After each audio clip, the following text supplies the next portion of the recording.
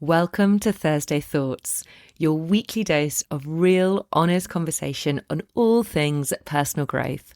These are the chats Lucy and I love having every week over on Instagram. They're unfiltered, unedited, and always rooted in practical tools and a dose of inspiration. Let's dive in. So, we are talking today about comparison, aren't we? Yes, yeah, we are. Yeah. Shall I start? Yeah, go. So, yeah, I mean, I think this is always an interesting subject because we all do it, don't we? We all do it. And as they say, comparison is really, truly is the thief of joy. It's so true. And it's funny because it's something I used to do a lot worse than I do now. But weirdly, I've noticed I'm going through a phase of really comparing myself again.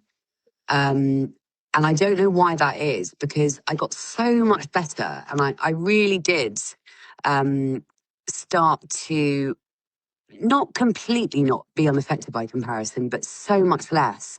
And as I say, I would say the last couple of months, for some reason, I started doing it again. And it's really pissing me off because it just makes you feel like shit.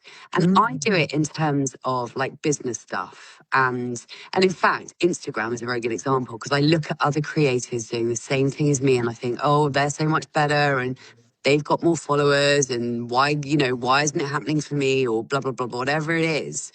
And whereas I, not so long ago, used to be able to just really let that go, I've been finding it quite triggering recently and I can't work out why that is. But anyway, I think it's just an interesting topic of conversation because it really is something that we all do. And there is just absolutely nothing good about it whatsoever, except when we can kind of train ourselves to use comparison as motivation. So that's what I try and do. So I try and think to myself, things like, for example, if they can do it, I can do it. So can we sort of flip it into a positive, like, well, if that person can do the thing that I want to do, then it doesn't mean I can't do it. It means that I can. It means that, it's possible for anyone. So I think that's kind of quite a good, someone's doing the door. Exactly. I can hear lots of talking your end. Yeah, I bet. Yeah, there's a lot going on behind the door, but sorry. Yeah, Okay. No, we're just going to ignore that. Fine. So yeah, I think it's something that we could probably all do to work on, and yeah, because again, going back to that expression, comparison is the thief of joy. It really, really, truly is. So we need to work out a way of, not to say we're never going to do it, because I think all of us will always compare ourselves to other people. That's just human nature. But it's how long do you allow it to affect you, and what can you do to shift your focus so that you can use it to your advantage rather than just allow it to make you feel like shit. Yeah, and I think firstly, we've got to just be mindful of the fact that it is so inherent. It's such an inherent part of us as human beings. It's how we have survived by wanting to be within a tribe, not wanting to stand out. It was our survival to be able to fit in, to not be cast aside. So we kind of compare ourselves to just make sure that we're all kind of moving along together in the right way.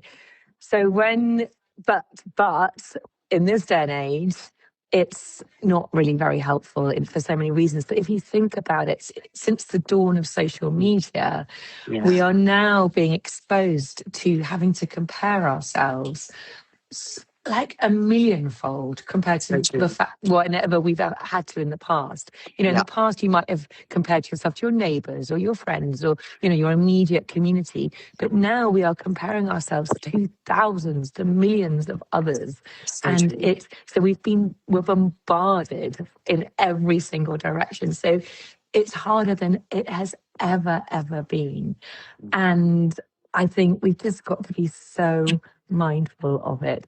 And of course, it's a natural thing to think, oh my goodness, look at them. Their life is the X, Y, and Z. It's perfect. Why am I not like that?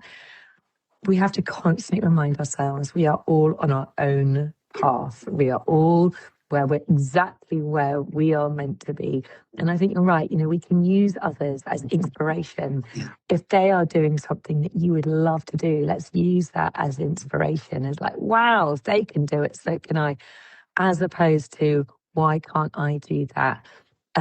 Because actually, what we're probably seeing anyway, for most part, is a curated highlight reel of all the best bits.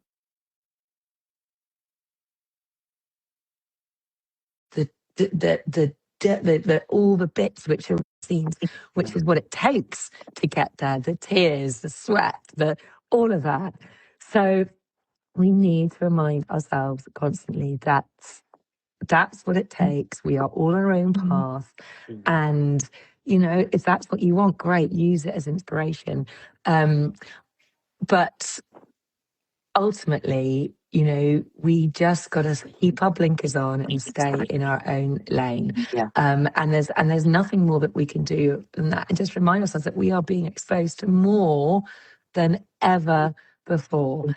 And, I just think, I truly believe that each one of us, and this is my own belief, but each one of us has come here to this earth with our own mission to evolve, to be something. And that, whenever that is going to, how that unfolds for you is obviously up to you and doing it in your own timeline.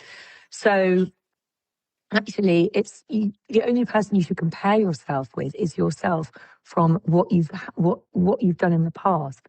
Are you evolving? Are you moving forward? Are you changing from what you have to who you have been in the past? That is, in the way that you want to be. That is really the only way we can move forward. And as hard as it is to blinker out all the other noise, really look back at yourself. I mean, Lucy, look at you. You said about Instagram. I mean, gosh, you've got thousands more followers than me. But, if you look back to where you were, wow, incredible. You have to completely celebrate that. What an amazing achievement you've got. Look what you've built, look what you've grown, the community that you have. It's unbelievable. So look back at that. I struggle to build Instagram. I really, really struggle with Instagram. And it just, I've sort of, it hasn't been on my kind of priority list recently at all. And do you know what? I'm okay with that because it hasn't been one of my major priorities to do it. So I'm not letting it affect, I'm not going to let it affect me. So it's, you've got to, it's a really difficult one. Because it's always there. And I do think social media is so bloody hard. If you're in that world, you are constantly going to be comparing yourself. So I think there's got to be times where you've got to pull away, well, not necessarily pull away from it altogether, but just see it for what it is. Because it can become all consuming. It can just become, and you can live your life through the screen. And I just think... Totally. Yeah, I mean, the social media thing is so relevant to this conversation because, as you say, when you and I were growing up, there was only a sort of a finite number of people to compare ourselves to because it was like the people you're at school with, your family, your friends, people who lived in the same community as you.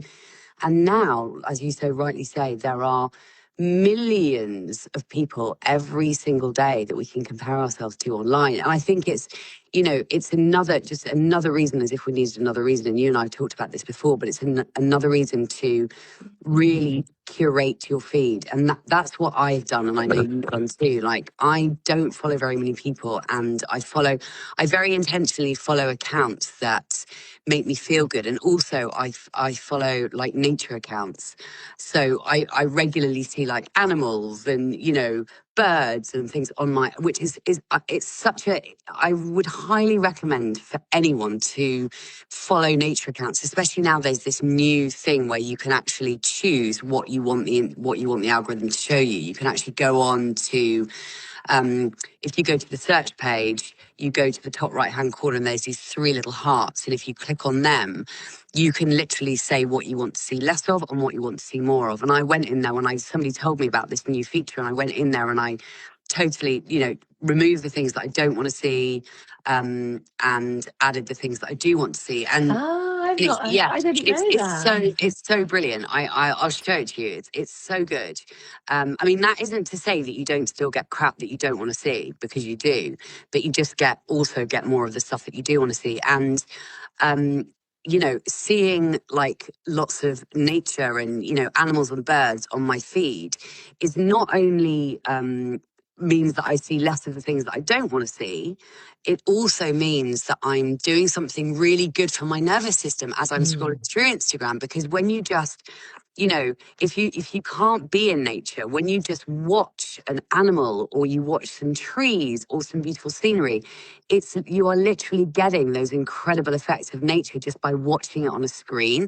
So if you're going to scroll on Instagram, at least make sure that you've got some of that really good stuff, that really nourishing content that's not going to make you feel bad and is not going to, you're obviously not going to be comparing yourself to stuff like that. But it is, and also remember that the more you look at stuff that triggers you, the more of it you're going to get. Like I've done a couple of reels this week about how I keep getting like people in relationships and married people coming into my content, kind of defending single life. And it's like, what are you doing? This is a page about single life. Like, what are you doing? It's so weird, as if I would go onto a page about married life and be like, no, I don't think you should be married. It just would never even occur to me. But the ironic thing is like, well, of course, if you engage in my content, you're going to see more of it. So just make sure that you are not engaging in things that aren't making you, or rather make sure you're not engaging in things on Instagram that are making you feel bad, because if you do that, you're going to get more served up to you. But yeah, I think it's ultimately we have to realize and be really mindful that we are exposed to so much more stuff that is going to potentially make us compare ourselves. So it is on us to kind of control how much we consume, what we consume, and all of that, because it could drive you crazy. And it's. I mean, we've talked about the downsides of it. Not saying that there aren't any good sides of social media, because obviously there are, but there are also a lot of negatives. I mean, we all know this. But when it comes to comparison, it is the goddamn worst. Yeah. Because it's endless. It's totally endless. Whether it's to do with your work, or whether it's to do with your house or holidays or whatever it is. But as you also so rightly said, and I also believe, and I tell myself this as well, that this is my path. I'm exactly where I'm meant to be. This is my journey, and all of our journeys are different. And also, the other thing I say to myself a lot is that, I am completely unique. We are all completely unique. I think that is the kind of thing that I reach for if I'm feeling that comparison. It's like, Lucy, there is only one you. Nobody can say things the way that you say them or do things the way that you do them, because there is only one you and you are completely unique. And when you remember that, I think it can really help.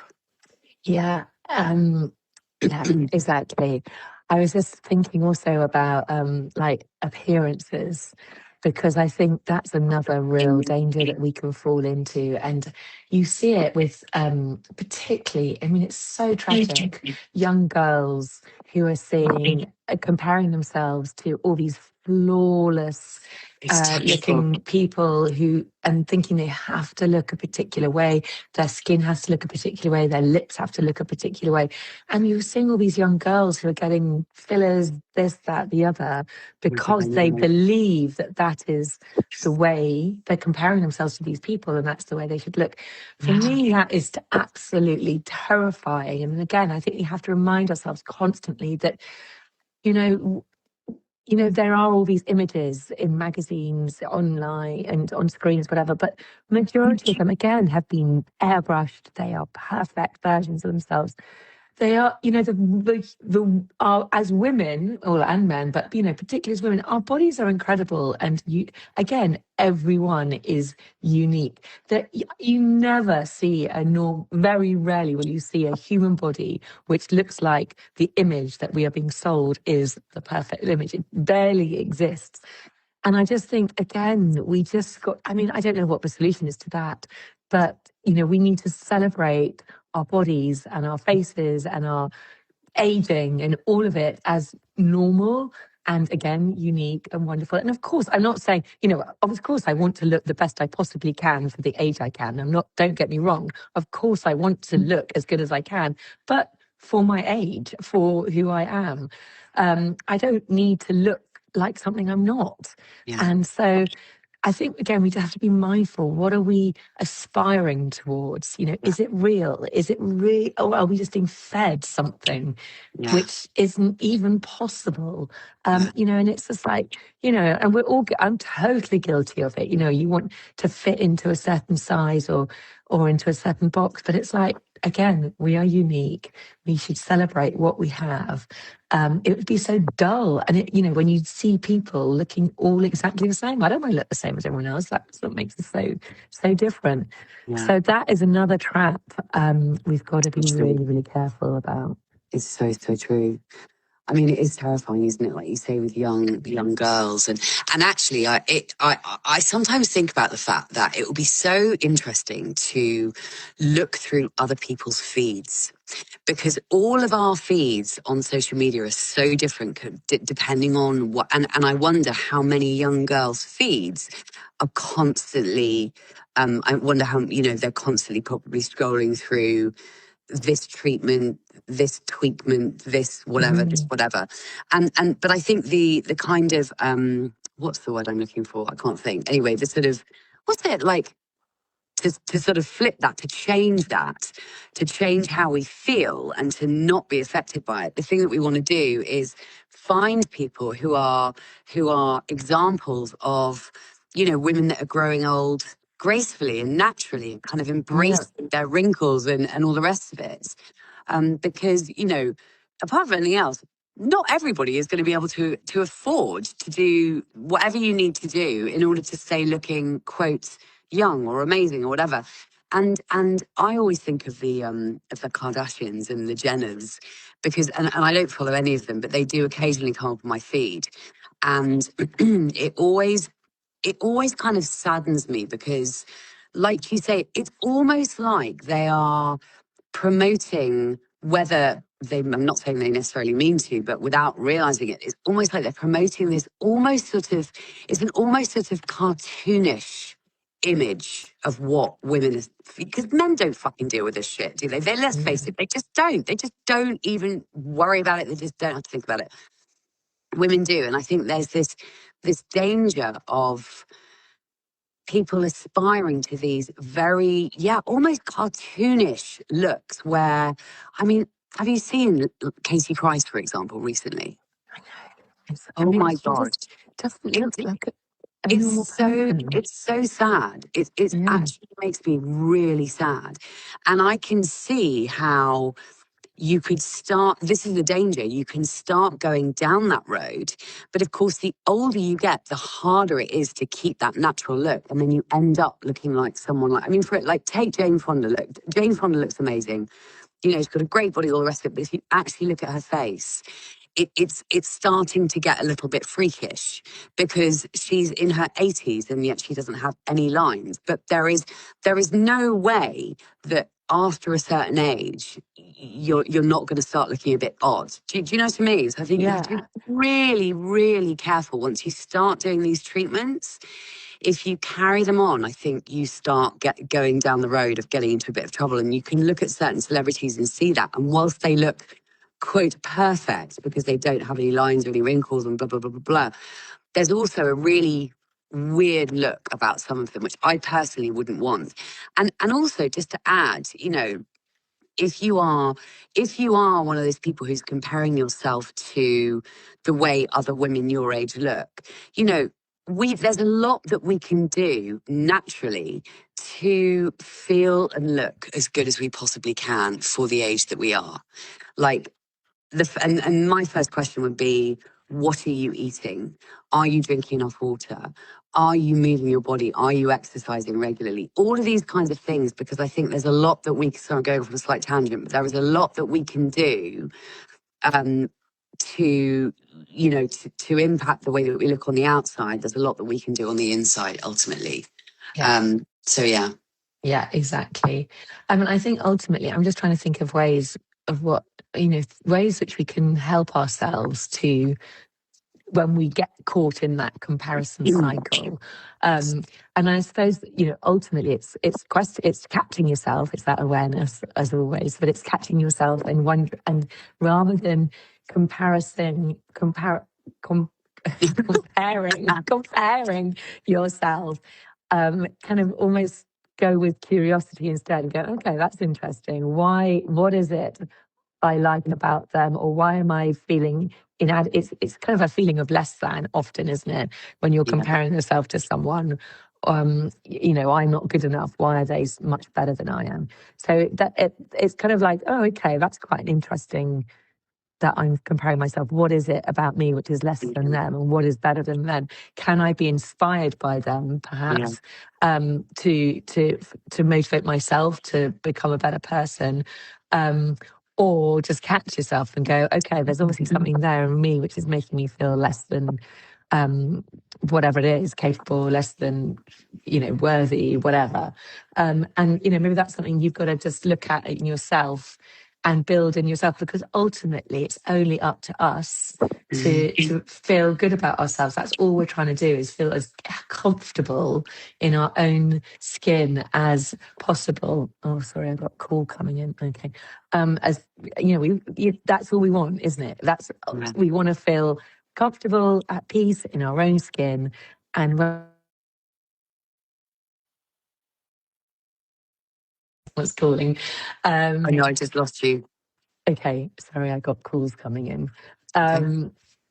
Yeah, so it's really about working on ourselves. It really does come down to that relationship we have with ourselves. What is it? How do you feel about yourself?